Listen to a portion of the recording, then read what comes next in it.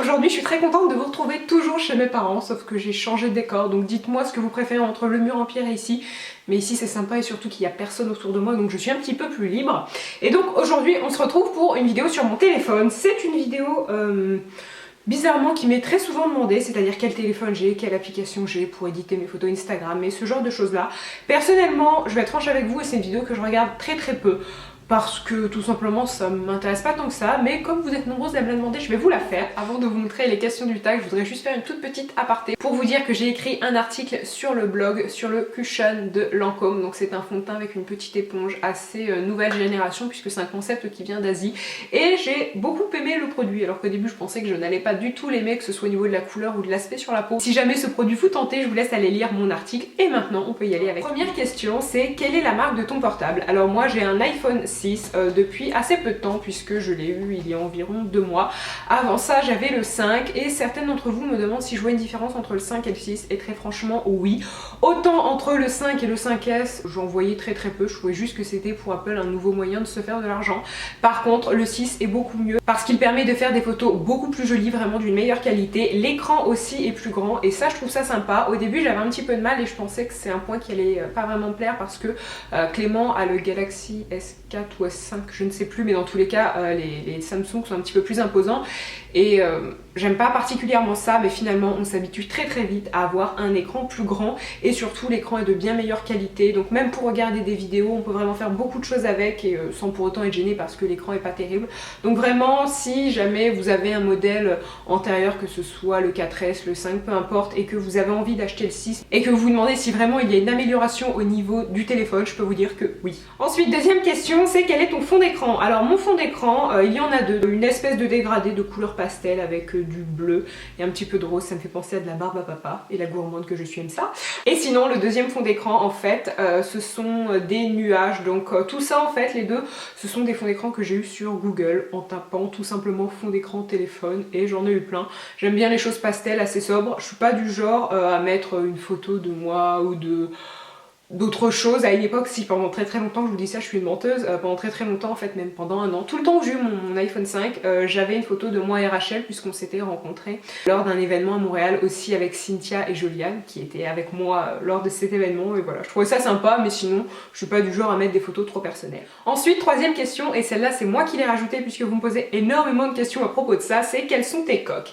Alors premièrement, il y a celle-ci, alors vous n'allez pas la voir, en fait c'est une coque transparente en silicone. Moi je mets toujours des coques sur mon téléphone parce que je le fais tomber très souvent, ça évite les rayures puisque je le mets dans mon sac avec mes clés, que ça se mélange et en général le téléphone ressort au bout de plusieurs semaines un petit peu abîmé. Donc là c'est une coque transparente qui vient du site Magic Glass, donc je vous mettrai le lien en barre d'infos. En fait c'est un site aussi qui fait des petites survitres, je vous en ai déjà parlé et leur survitre me sauve la vie. D'ailleurs je vous mettrai une petite photo du téléphone de Clément parce qu'il le fait tout le temps tomber et notamment il le fait tout le temps tomber chez ses parents. Il y a un grand escalier en pierre et autant dire que le téléphone quand il tombe il aime pas ça et sa survitre est complètement abîmée, enfin même pétée on peut le dire, alors que le téléphone n'a rien. C'est une petite survitre en verre, ça ne change absolument rien pour le téléphone, on peut tout faire comme avant et surtout c'est beaucoup plus propre et ça protège vraiment. Donc si ça vous intéresse je vous mettrai le lien en barre d'infos, ça se vend dans des petits trucs comme ça. Ensuite la deuxième coque que j'ai à vous montrer c'est celle-ci, donc elle vient du site Case Art, peut-être que vous en avez déjà entendu parler.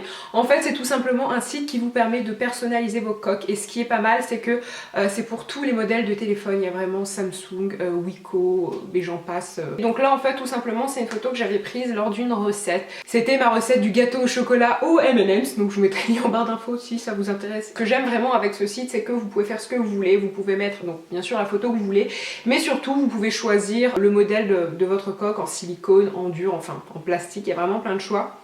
Et puis vous pouvez même choisir la couleur de la bordure, c'est vraiment personnalisable à l'infini. Vous pouvez même mettre plusieurs photos, puisque je vois des filles parfois mettre vraiment plein de photos de leur Instagram.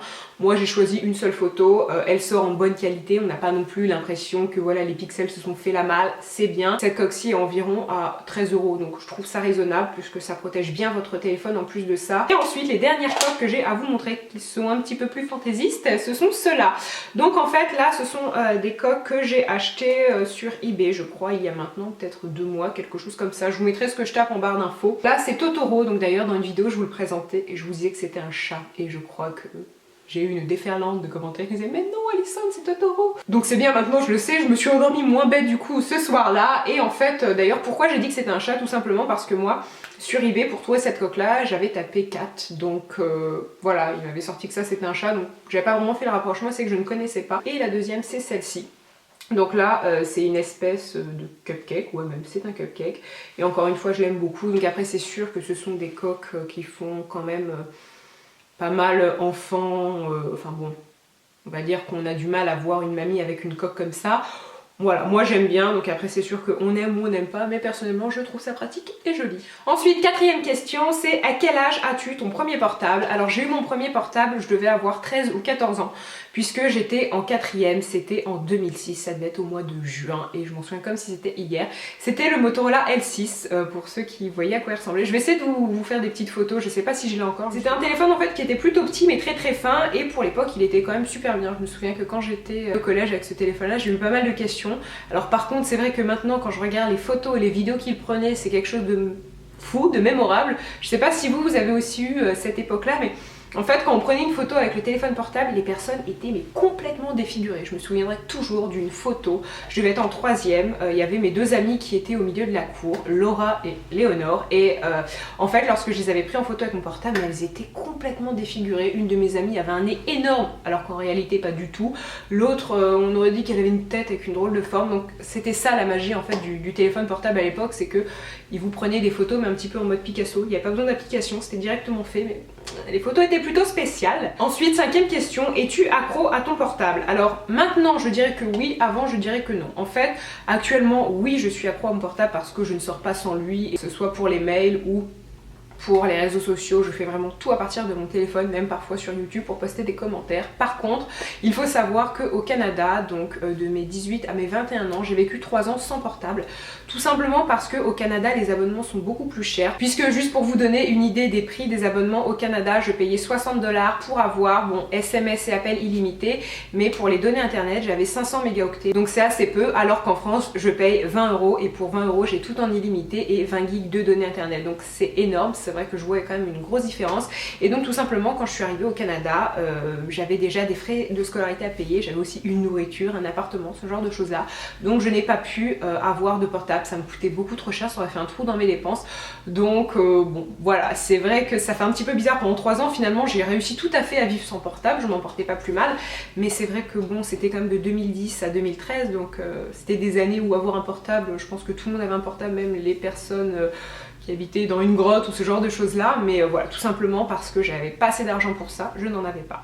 Ensuite, autre question, préfères-tu les SMS ou parler directement au téléphone? Alors, je dirais les deux. Parfois c'est vrai qu'un appel c'est sympa pour mettre les choses au clair, mais personnellement je préfère 1000 fois les SMS parce que je suis pas très à l'aise au téléphone. Et d'ailleurs une remarque qu'on me fait très souvent, lorsque j'habitais chez mes parents ou même actuellement quand j'y suis et que je réponds au téléphone, on me prend toujours pour ma mère, et ça a commencé dès mes 13 ans et je me souviendrai toujours, une fois j'ai fait une blague téléphonique avec une amie et on avait appelé quelqu'un qu'on connaissait très vite fait, donc la personne ne connaissait pas très bien ma voix, et tout simplement quand cette personne l'avait au téléphone et que à la fin du canular je lui avais avoué que ben non, finalement j'avais que 16 ans, je devais être en première à l'époque, la personne n'a jamais voulu me croire. Il pensait réellement, ce garçon, que j'avais 30 ou 40 ans. Non mais arrête, c'est pas possible, t'as pas une voix d'une fille de 16 ans, t'as au moins 30 ou 40 ans facile, voire plus. Et non. Donc voilà, je sais que parfois ma voix, certaines me pensent un petit peu plus âgée, mais enfin bon, c'est pas une raison du tout pour laquelle j'aime pas avoir les gens au téléphone. Ensuite, depuis quand as-tu ton portable actuel? Donc j'ai mon portable actuel, donc le iPhone 6, depuis le 11 décembre 2014. En fait, tout simplement, c'est un cadeau que je me suis fait, puisque je suis née le 10 décembre, j'ai fêté mes 23 ans le 10 décembre, et j'ai décidé que j'allais m'acheter ce téléphone-là, sachant que je l'ai pris en 64 gigs, tout simplement parce que avant j'avais le modèle de 16 et c'était juste impossible. Si on met de la musique, des photos, des vidéos, en quelques jours il est plein. Ensuite, autre question, et la dernière d'ailleurs, c'est quelles sont les applications que tu utilises le plus? Alors pour ça je vais vous faire un petit close-up et puis je vais vous montrer ce que j'utilise. Donc nous revoilà avec la bête, et d'ailleurs un point qui est super pratique avec ce modèle comparé au 5 en fait, c'est tout simplement que le téléphone se déverrouille tout seul avec votre doigt. Donc pour les applications ça va être en fait assez rapide, puisque premièrement ce que j'utilise le plus c'est messages, ensuite les applications photos, météo, email, enfin ce genre de choses là. Ensuite donc sur la deuxième page là par contre il y a des applications un petit peu plus cool, donc bien évidemment Facebook, Instagram, je pense à peu près comme beaucoup de personnes. Ensuite il y a juste ici MyFitnessPal qui est en fait une application pour contrôler ce qu'on mange, compter les calories si vous faites du sport ou non. Très franchement je l'ai utilisée à une époque, maintenant plus vraiment, mais elle peut être pas mal si vous faites attention un petit peu à ce que vous mangez et ce genre de choses là, ou tout simplement pour voir si vous mangez un peu trop de sucre, plutôt un peu trop gras, puisque vraiment ça calcule tout, il y a des espèces de graphiques, donc c'est plutôt sympa. Et en plus de ça, c'est gratuit. Bien sûr, à côté, il y a Twitter, il y a aussi YouTube. Ensuite, il y a InstaSize. Ça, je m'en sers pour redimensionner mes photos quand je les prends pas en mode carré, que tout simplement, je veux quand même les mettre sur Instagram. C'est plutôt pratique. Ensuite, il y a Skype. Ensuite, il y a l'application de la Société Générale, qui est la pire banque du monde. Et d'ailleurs, j'ai changé, je suis plus chez eux. Et il faudrait que je pense à retirer cette application, puisque voilà, j'ai plus de compte chez eux. À côté, il y a le compte de la BNC, donc la BNC c'est ma banque au Canada. Après, il y a Afterlight, donc juste ici, et en fait Afterlight c'est une application payante mais qui vous permet de retoucher vos photos, donc avec d'autres filtres par rapport à Instagram, de mettre vraiment plein de choses, que ce soit des formes ou bref, c'est assez varié, c'est une application que j'aime beaucoup. Par exemple, pour vous montrer avec cette photo que j'ai postée sur Instagram, donc là je l'utilise et ensuite par rapport à ça je peux faire plein de choses, donc que ce soit mettre d'autres filtres, la retourner. Par exemple, je peux aussi faire des collages comme ça, je sais que vous êtes nombreuses à me demander comment je fais, donc ça c'est avec Afterlight, elle est payante, je ne sais plus combien elle coûte, mais c'est pas non plus horriblement cher, je pense que c'est $1. Ensuite ici j'ai PicFrame qui est en fait une application qui permet tout simplement de faire des collages. Donc c'est comme ça que je fais mes collages pour mes miniatures YouTube. Vous êtes quelques-unes à me poser la question. Je les fais même plus avec l'ordinateur. Et en plus, ce qui est bien, c'est que vous pouvez tout à fait choisir la taille, donc du 16/9 ou du 3/4. Bref, c'est plutôt pratique. Juste à côté, vous avez une application, je ne sais même plus comment elle s'appelle, YouCam Perfect je crois, et je l'utilise très peu en fait. C'est une application pour vous lisser le grain de peau, ce genre de choses là. Et je l'ai peut-être utilisé 1 ou 2 fois, et encore les photos j'ai même pas dû les poster sur Instagram parce que ça peut vite faire faux. Juste à côté il y a Bokehful, ça c'est une appli que j'adore, en fait c'est pour faire un effet bokeh. Donc je vais vous montrer comment ça fonctionne. Je reprends cette photo et par exemple je vais mettre des bokehs, donc là je vais choisir une couleur, on va dire comme ça, un petit peu rose, un petit peu gris et bleu, et donc là ensuite voilà, je peux en poster partout et c'est super utile, puis c'est très joli, en plus vous choisissez vraiment où vous en postez. Je crois que c'est 99 centimes, mais comme je l'utilise assez souvent finalement c'est pas mal rentabilisé. Ensuite, autre application, c'est ici, donc c'est Light Pick Free, et donc c'est la version gratuite et ça permet aussi de rajouter des effets, mais pour être franche c'est une application dont je me sers jamais, je l'ai juste prise parce que je crois que c'était Elsa Makeup qui en parlait, puis surtout c'était une application gratuite.